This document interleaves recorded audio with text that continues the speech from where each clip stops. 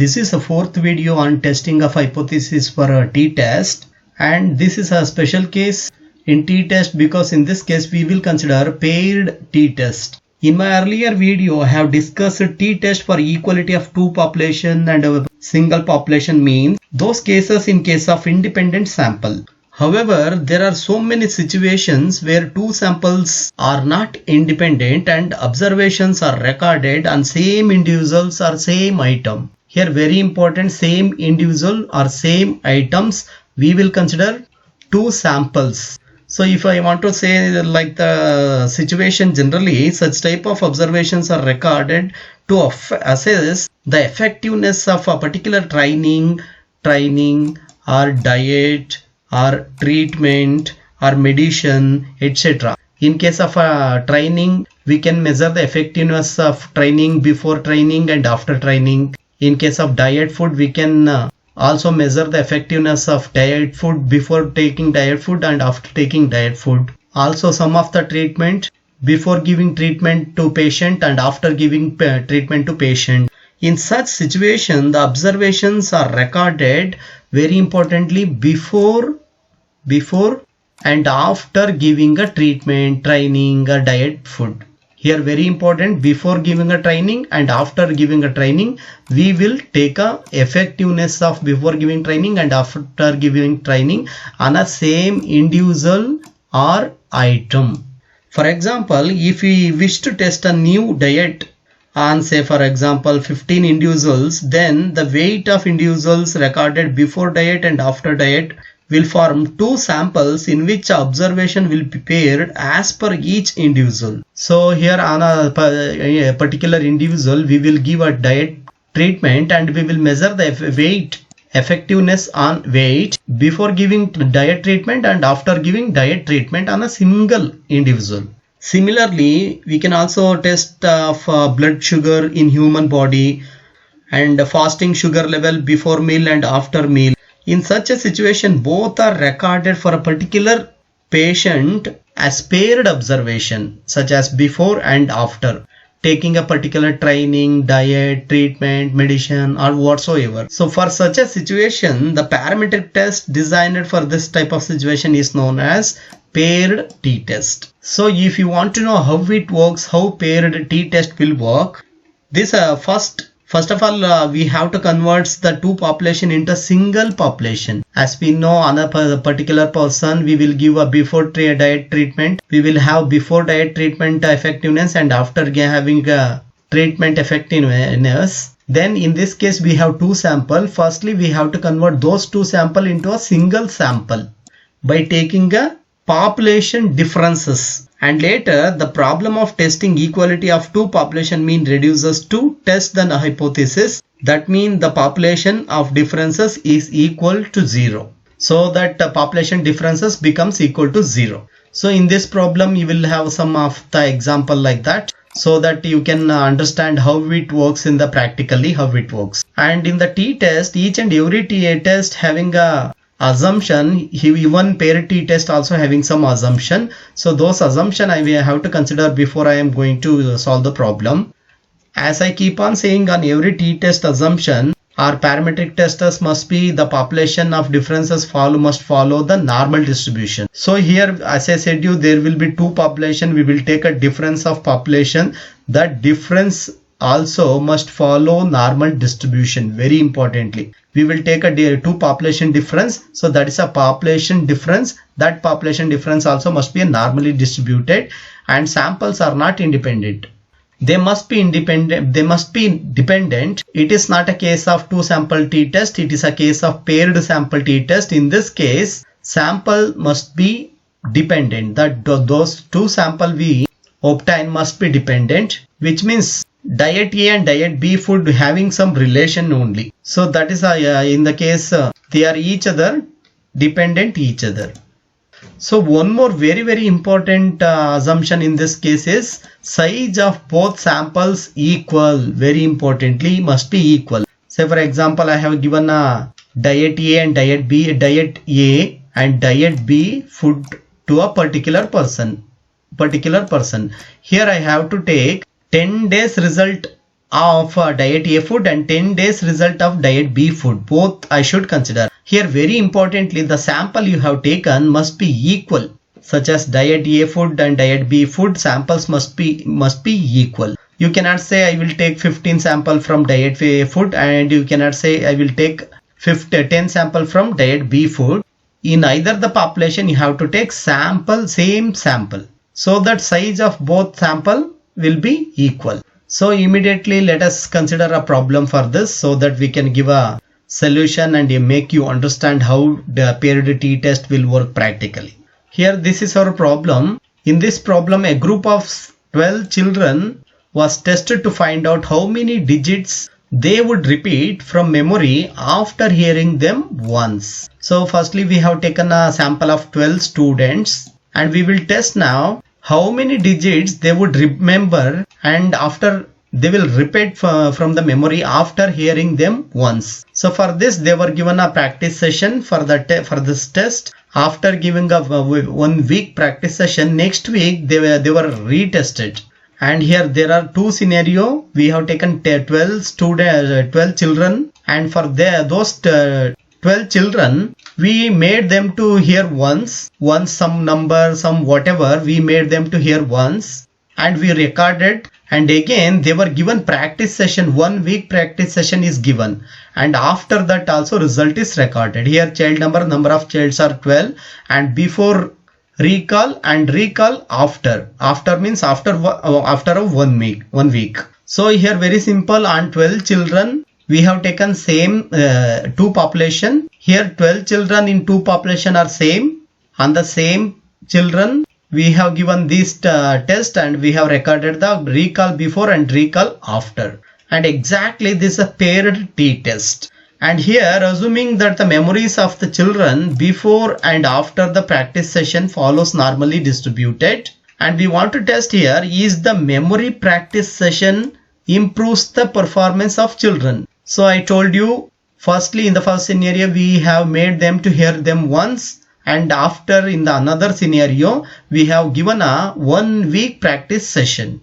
Now we want to test is the memory practice session improves the performance of children. We have made them to by heart like that, and now we have to test whether the memory practice session improved. So here what we want to do is we want to test that memory practice session improve the performance of children. For that we have to denote mu1 and mu2 as the mean digit repetition before and after the practice session. So before practice session mu1 we will denote as mu1 and after practice session we will denote as mu2. So if we denote like that, our claim would be mu1 lesser than mu2. mu1 lesser than mu2 means in the question we have a task to do is the memory practice session improve the performance of children. So we want to claim that memory performance of children improved after giving a 1 week practice session. So for that, so here recall before is a mu1, recall after is a mu2. So mu1 lesser than mu2, which means mu2, which means after recall is a greater than before recall. We have to claim like that. So since claim is mu1 lesser than mu2, complement would be mu1 greater than or equal to mu2. And here we want to observe that as a complement contains equality sign. We will take complement as null hypothesis, that our null hypothesis is mu1 greater than or equal to mu2, and remaining thing will be alternative hypothesis, that mu1 lesser than mu2. So here one more thing we have to consider. Here our alternative hypothesis sign contains one-tailed, and this is a left symbol, which means lesser than symbol. So this is a left-tailed test, which means rejection will falls in the left side of the sample distribution. Then in the next step, let us consider the formula for this. The formula we use to calculate paired t-test is T is equal to D bar in the denominator SD bar in the root N. So we have N is 12, and now we have to find out D bar and SD. and we must go through the formula for finding out d bar and st. The formula we use to calculate d bar and st would be for a formula for d bar and st. So for d bar is equal to 1 by n summation d. It is just like taking a mean of a population. D bar in the sense the difference of two population. We will take difference of two population. After taking difference of two population, we have to take a sum of the two population by multiplying 1 by n. So we also have to calculate st to apply to the paired t-test formula. For ST means standard deviation. For standard deviation, firstly we will calculate variance of the population. So to calculate variance 1 by n minus 1. Here we have two population, but we are taking n minus 1. This is just because we have taken a difference of two population. After taking a difference of two population, now we are only having one difference. So here it is a single population. That's why we are going to n minus 1. And in the bracket summation d square, after taking a summation difference of two population, we will make a sum square of each population values, and after that we will take a summation d square. And here we will consider summation d whole square. Summation d, here we will consider this part, and we will make a multiply by the same value and divide it by the number of sample. This is a very simple formula. Here very importantly you need to calculate standard deviation. For that you will calculate firstly variance, and you also want to calculate mean difference of both population. Then let us consider the samples and take a difference, and let us calculate a mean difference, and also we can obtain summation d and summation d square. So in our example we have 12 children. So number of child number, we have given a child number 1, 2, 3. We have 12 children. The same sample given in the problem I have taken. So here digit recall, before recall and after recall. I have considered the samples given in the problem. For before recall and after recall, I have just considered the samples. Now what I want to do is D, I have to take population difference. To take a population difference, consider recall before as X and recall after as Y. Now I have to take a difference of both recall before and recall after. So here difference x minus y, 6 minus 6, 0, 4 minus 6 minus 2, which means improved. After recall, the student performance is improved, whereas first student performance remains same, second student performance improved, and third student performance decreased, and fourth student performance remains same, and fifth student performance also remains same. And like that I have taken difference of two population. So here 3 minus 5 minus 2, 7 minus 9 minus 2, 8 minus 9 minus 1, and so on and so forth. I have considered the difference of two population to calculate d square. So after taking each difference for two population for each sample value, I will make a summation d. When I made a sum of these values, here only we have only positive value, one positive value, which means child number 3 is no more improved. After giving a test to by heart, the student performance is decreased, but in another cases all the 8 student are improved, whereas 3 student remain same. 3 students remain same. First student, fourth and fifth student remain same. This indicate like that. For very simple, we have taken up two population difference, and now after taking a difference of each sample value, we will make square d square. Whatever we obtained, these are the d values, we have to make it this square. So 0 0 0, minus 2 into minus 2, 4, 1 into 1, 1, 0 0, minus 1 1, minus 2 into minus 2, 4, minus same thing. Like that I have taken difference. For difference I have taken a square of the deviation. That's a difference deviation I have taken. So after at the end I will make summation d square. Summation d square is 32 for this example. So by now we have calculated the summation d square. Now after calculating these things, we can apply the value obtained in this calculation. We can apply to the formula to calculate a D bar. That's a mean of two population difference. Here in this case we have obtained a D, summation D is minus 4, summation D square is 32, and n, number of sample in this case, is 12. Then let us apply to the formula, that's calculation for D bar and SD. Firstly let us calculate D bar. For calculating D bar we have value with a summation D square and n. The formula, I will replace the formula. Here to calculate summation D, we will have to replace the values just we obtained in the deviation and deviation square.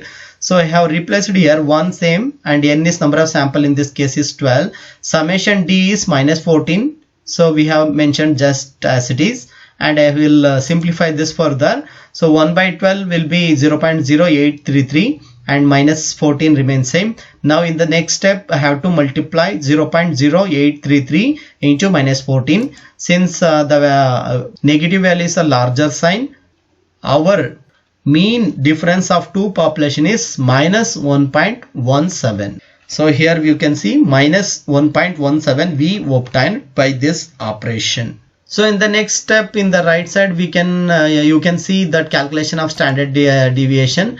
So firstly I will calculate the variance, and then I can convert into standard deviation. The formula for calculating this variance of the sample is 1 by n minus 1 summation D square summation D whole square n. Very simple formula, and the related information I have in this side. So just I will replace the values here. So 1, n means 12, summation D square is 32, and summation D is a minus 14 into minus 14, and n is 12 as such. So 1 by 12 minus 1, n is 12, and 32, D square is summation D square is 32, 14 in the bracket I have taken from 14 and 12. I have just replaced the value, and in the next step I will simplify this value. 12 minus 1, 11, 32 remains same. 14 into 14 divided by 12. The 14 into 14 divided by 12 would be 16.33, and if I simplify still more, I would get 1 by 11 as 0.09, and 32 minus 16.33 I will get 15.67. Now I have to multiply 0.09 with 15.69. When I multiplied that, I have taken variance of difference of two population is 1.42. Now what I want standard deviation of this difference of two population. SD means standard deviation of difference of two population. So just I will take a root of this variance of difference of two population. So I have to consider that 1.42 in the root. I will take a root. When I taken a root, I obtained that the standard deviation of both population, which is 1.19. So by applying these two formula, we obtain D bar, that's a minus 1.17, and we also obtain standard deviation of two population difference is 1.19. So after obtaining D bar and SD, I can apply to the formula for two paired t-test. So formula for paired t-test is T is equal to D bar and standard deviation of population in the root n. So I want here D bar SD, and in the formula problem only we have n, that's a number of sample size. So in the last calculation we have found SD standard deviation of population, and we had already in the problem that 12 sample size, and we also found difference of two population, that's minus 1.17. Now I will replace these values with a formula. When I replaced that value, here D bar is minus 1.17 and standard deviation of the population is 1.19, and in the root 12. So I will simplify this now. So I will take a root of 12. The root of 12 is 3.464, and I will divide the both values in the denominator. When I divide that by 1.19 with 3.464, I got 0.343. When I divide the denominator value by the numerator minus 1.17 by 0.343, I got the value of t-test statistics. Our test statistics for paired t-test is minus 3.41 in this example. So by this way, after calculating D bar, after calculating standard deviation of population, we obtained our t-test. So now we obtained t-test. Now we have to obtain critical value for our example. So then let us obtain the critical values. And this is a one-tiled test. We have to obtain critical value for one-tiled test, which means our alternative hypothesis contain lesser than symbol, which means lesser than or greater than symbol leads to one-tiled test and lesser than symbol leads to left-tiled test. So from t distribution t table we have to obtain critical value for one-tiled test. So left-tiled test corresponding to n-1. In our example n is 12. So 11, n-1, 12 minus 1, 11, degree of freedom at 5% level of significance. You can remember in my earlier video I was taking plus or minus t, whereas here I have taken only minus t. This is just because in a sample distribution for a left-tiled test, our rejection reason will falls in the left side of the reason. Left side, whatever the values will fall in the left side, which will be minus negative infinity, and whatever values fall right-tiled, which is a positive infinity. That is why I have added here minus and n-1. And one more thing you can ask me that I have considered two population here, like before and after making a practice session, but whereas in paired test I have taken a D bar. D bar means just D means difference of two population. When I taken difference of two population, my population becomes 1. There is no concept of two population. Even though we consider two population, we take difference of two population. So I have to consider this is a single population. That is why n-1, not n-2. And one more thing, I have not divided alpha. In my earlier video, while I was dealing with the two-tailed test, I have divided alpha, whereas here I am not going to divide by alpha because this is a one-tailed test. And I will directly see the values of critical value for one tail. If I want to see the values for two-tailed test, then I have to divide alpha by 2 so that I can adjust two-tailed test to critical value. Here I can directly take. So when I simplify this, minus t, n-1, 11, 0.05. And critical value for 11 degree of freedom at 0.05 level of significance is minus 1.796. And I will show you how to obtain critical value from t table. This is our t table, and as I told you, this is a one-tailed t table, which means upper tail probability. And here one more thing you want to keep in your mind, we are dealing with the left-tailed, which means we want critical value for left tail. Left tail means all critical values will be in a negative symbol, but simply you can obtain this upper tail probability, then add a subtract value, then it will become lower tail probability values. So once I obtain our critical value, then I will add that negative infinity, sorry, minus value, then which becomes lower tail probability. And our degree of freedom in this case is 11. And as I said you, we are dealing with 5% level of significance.